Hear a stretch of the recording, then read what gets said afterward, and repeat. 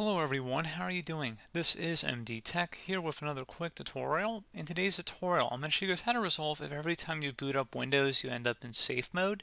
So this should hopefully be a pretty straightforward tutorial, guys, and without further ado, let's go ahead and jump right into it.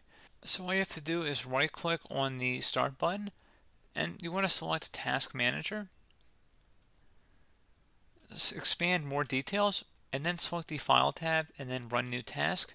Type in msconfig, exactly how it appears on my screen, select OK.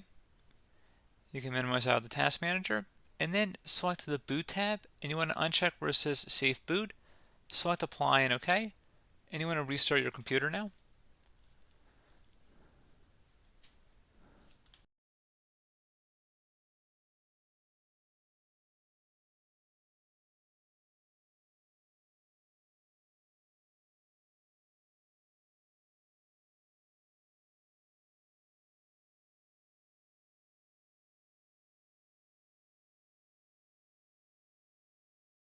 Okay, there you go, guys. Should be as simple as that, and hopefully that was able to resolve your problem. So as always, thank you for watching this brief tutorial. Do hope I was able to help you out, and I do look forward to catching you all in the next tutorial.